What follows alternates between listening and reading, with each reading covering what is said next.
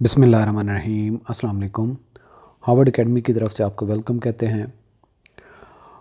हम पढ़ रहे हैं सेक्रेटरीट इंस्ट्रक्शंस और इसकी कंप्लीट लेक्चर्स की सीरीज़ अवेलेबल है www.harvardacademy.com पे। और हमारा कंप्लीट कोर्स ज्वाइन करने के लिए आप हमें व्हाट्सएप पे कांटेक्ट कर सकते हैं और इन्फॉर्मेशन ले सकते हैं। आज के इस सेशन में हमने फेडरल पब्लिक सर्विस कमीशन जो रिक्रूटमेंट बाय एग्जामिनेशन यानी कि जिसमें एफपीएससी इन्वॉल्व होता है, डेफिनेटली जब रिक्वेस्ट जो हमने भेजने का तरीक़ाकार है, जो इस्टेब्लिशमेंट डिवीजन से कंकरेंस और कंसल्टेशन विद एफपीएससी को, वो सारा मैकेनिज़्म लास्ट लेक्चर में हमने पढ़ा था। अब ये नॉर्मली अगर आप सिविल सर्विसेज में अप्लाई करते हैं या आपका अप्लाई करने का तजर्बा है तो आप देखते हैं ग्रेड 16 एंड अबव जितनी भी पोस्ट की रिक्रूटमेंट होती है उसका तरीक़ाकार ये होता है कि जब रिक्वेस्ट एक मिनिस्ट्री या डिवीजन की तरफ से जाती है और एफपीएससी उसके एजुकेशन के मुताबिक और उसके रेलेवेंट रिक्वायर्ड जो एक्सपीरियंस है उसके मुताबिक एडवर्टाइज़ किया जाता है और वो पोस्ट जिस कोटा के अगेंस्ट प्रोविंस की बनती है उसका मेंशन किया जाता है कि ये इसके लिए कौन से डोमिसाइल होल्डर एस्पिरेंट्स अप्लाई कर सकते हैं। जब एडवर्टाइज़ हो जाती तो लेटर ऑन अगर नंबर ऑफ़ एस्पिरेंट्स कम हैं तो डायरेक्टली प्राइमा फेसी नज़र आ रहा है कि इतने एस्पिरेंट्स इसके लिए हैं, 3 हैं, 4 हैं, 2 हैं, तो उनमें एक सूटेबल है तो उसको भी डायरेक्टली कॉल किया जा सकता है और उसका इंटरव्यू वगैरह किया जा सकता है। विदाउट एग्ज़ाम भी हो सकता है। ये एफपीएससी का मैंडेट है। और आपको याद होगा कि एफपीएससी एक ऑर्डिनेंस 1977 के ज़रिए से बना है और जितने भी इसके एक्शंस हैं वो by the name of president होते हैं, क्योंकि ये ऑर्डिनेंस इशू किया था प्रेसिडेंट ने और प्रेसिडेंट ने ही ये हिदायत इसको जारी की थी और इसने अपने रूल्स के मुताबिक अपने इस जो रिक्वेजिशन रिसीव होती है उसको कंडक्ट करना होता है। और जब एडवर्टाइज़ किया जाता है लेटर ऑन टेस्ट, अगर नंबर ऑफ़ एस्पिरेंट्स ज़्यादा हैं तो उसका टेस्ट कंडक्ट किया जाता है और अगर एक पोस्ट रिक्वायर्ड है तो फाइनली वाइवा वगैरह के बाद मेरिट बनने के बाद एक ही नाम रिकमेंड किया जाएगा उस मिनिस्ट्री को, डिवीज़न को, एफपीएससी की तरफ से। अगर नंबर ऑफ़ पोस्ट ज़्यादा हैं और टेस्ट कंडक्ट होने के बाद उनका जो नाम होगा रिकमेंडेशन में एज़ पर मेरिट लिस्ट होगा। जो आपका जनरल रिक्रूटमेंट का टेस्ट एमसीक्यूज़ पैटर्न पे होता है उसको जब एक लिस्ट आती है वो रोल नंबर के हिसाब से होती है और जब आपका मेरिट लिस्ट फाइनली सिलेक्शन की या फिर आप फाइनली रिकमेंडेशन की अपडेट होती है तो वो एज़ पर मेरिट के मुताबिक होती है। उसमें जितना जिसने ज़्यादा नंबर हासिल किए हों भले उसका रोल नंबर एंड पे भी हो तो वो टॉप पे आ जाता है।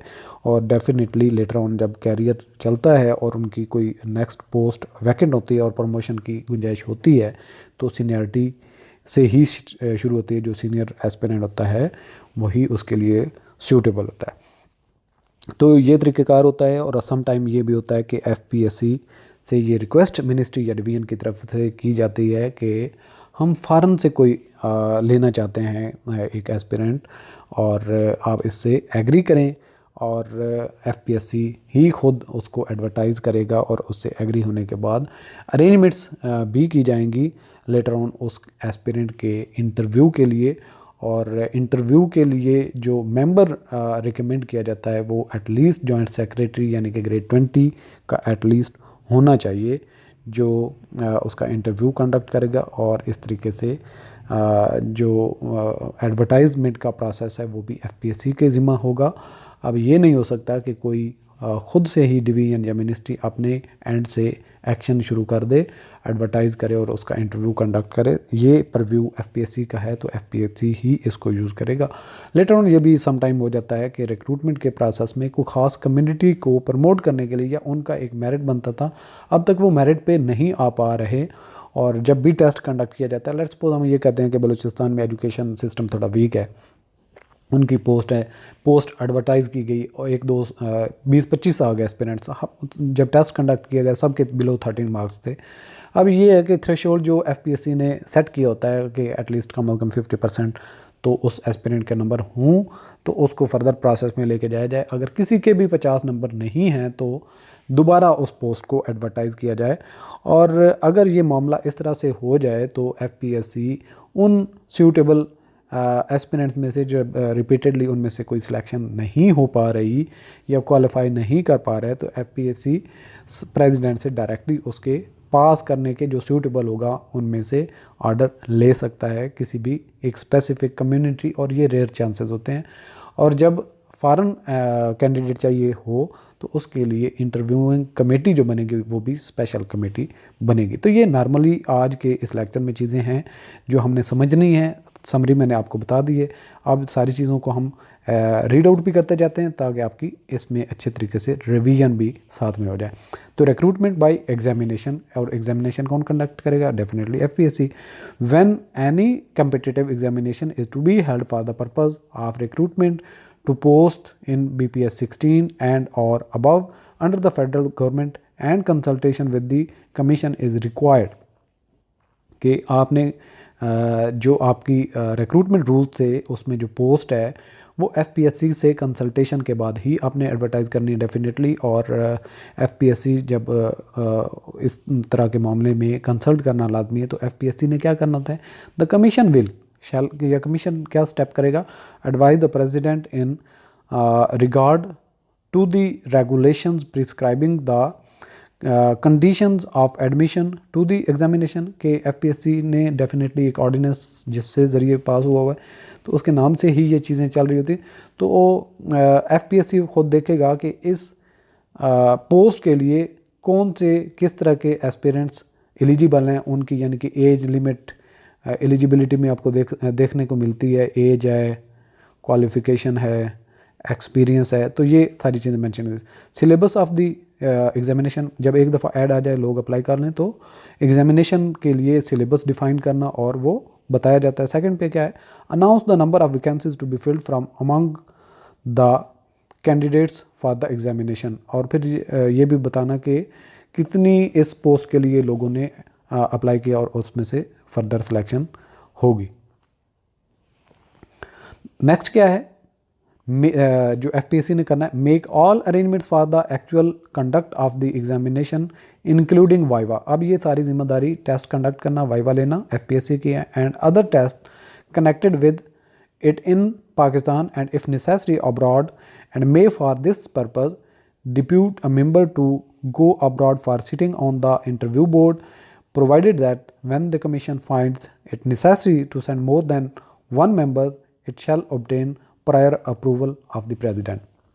जब इंटरव्यू कंडक्ट करना पड़े और पाकिस्तान में ही हो तो उसके लिए कमेटी तश्कील देना, और बाहर से अगर इंटरव्यू करना है तो डेफिनेटली आपको एक पैनल जो बनाना इंटरव्यूइंग, उसमें जॉइंट सेक्रेटरी लेवल का एक पर्सन अपॉइंट करेंगे, उसको भेजेंगे, वो उसका इंटरव्यू कंडक्ट करेगा। जब एक से ज़्यादा मेंबर्स की ज़रूरत है कि उनको अपॉइंट किया जाए इंटरव्यू के लिए, तो इसके लिए अप्रूवल जो है वो प्रेसिडेंट से ली जाए।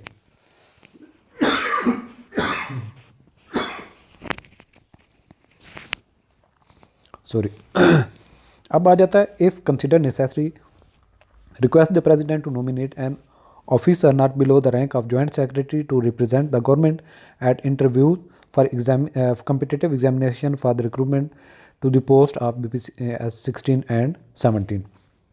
तो इसमें जॉइंट सेक्रेटरी के से बिलो के रैंक का बंदा नहीं होना चाहिए। अब एफपीएससी फर्दर क्या करेगा?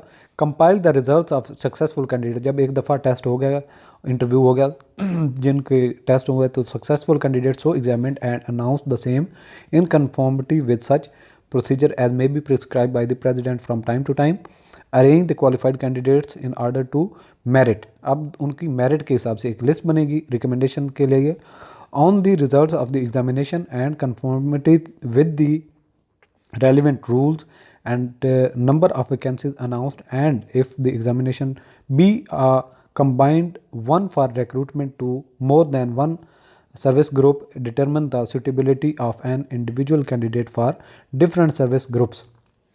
तो ये सर्विस ग्रुप्स वगैरह यानी कि आपके पास मुख्तलिफ कैडर की जो हैं वो 200 पोस्ट हैं, तो आप CSS के ज़रिए से जब आप रिक्रूटमेंट करते हैं तो आप उनकी सूटेबिलिटी रिकमेंड करते हैं कि जिनके जितने नंबर हैं वो इसके लिए। तो यहाँ पे ये CSS के हवाले से बात की गई, यहाँ से जनरल रिक्रूटमेंट पे ये चीज़ लागू नहीं होती। जनरल रिक्रूटमेंट की जो क्वालिफिकेशन एक्स कैडेट में दी गई होती है उसके मुताबिक ही टेस्ट कंडक्ट होता है। अब FPS ने फर्दर क्या करना है, जब एक दफ़ा रिकमेंड कर दिया, forward to the president a list of the qualified candidates in accordance with the section 5 में जो हमने देखे कि मेरिट टेस्ट वगैरह बनेंगे, सारी एक जो रिकमेंडेड कैंडिडेट्स होंगे उनकी लिस्ट प्रेसिडेंट को भेजी जाएगी। Conduct the final passing out examination of the probationer, जिन्होंने अपना टाइम पीरियड प्रोबेशनरी जो है ऑन जॉब पूरा कर लिया है, उनका टेस्ट कंडक्ट करने के बाद उनको डेफिनेटली उनका भी जो फर्दर है उनको परमानेंट होना होता है।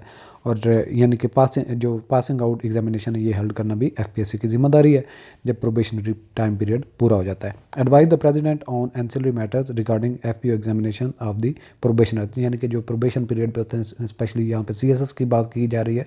अदरवाइज एक्स कैडर के भी 1 साल की रिक्रूटमेंट जब हो जाती है तो उसको प्रोबेशनरी टाइम पीरियड होता है।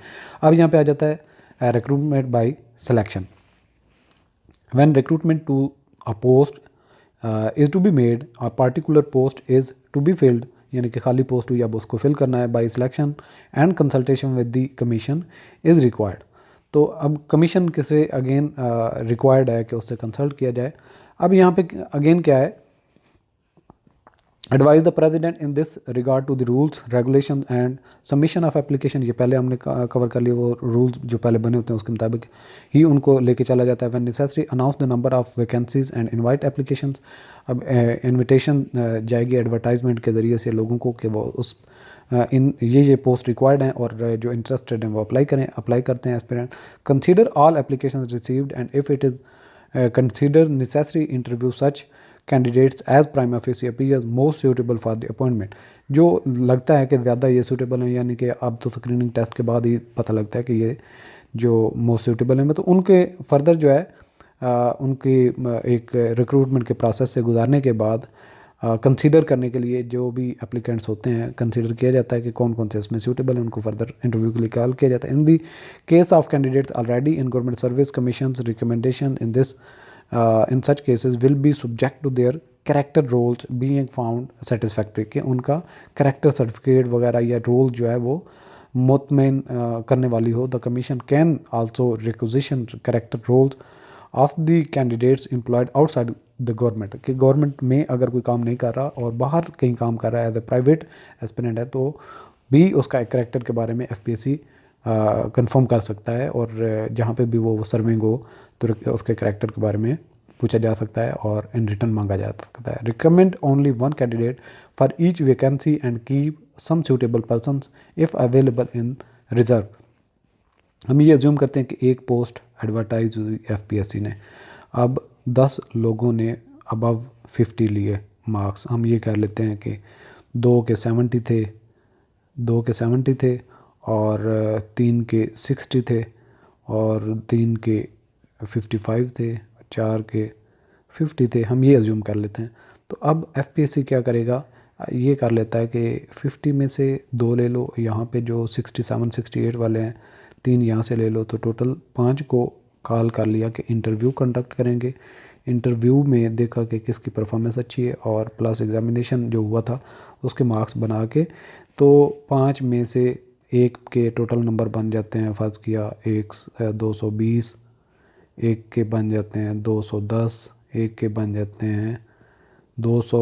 तो अब क्या है कि ये पहले को रिकमेंड किया जाएगा, एक ही पोस्ट थी, दूसरे को रिज़र्व में रखा जाएगा, ये रिज़र्व में है, तो इस तरीके से वो पोस्ट फिल की जाएगी, लेकिन रिकमेंड नाम एक ही पहले भेजा जाएगा। अगर वो ज्वाइन नहीं करता तो सेकंड वाले को कॉल कर लिया जाएगा।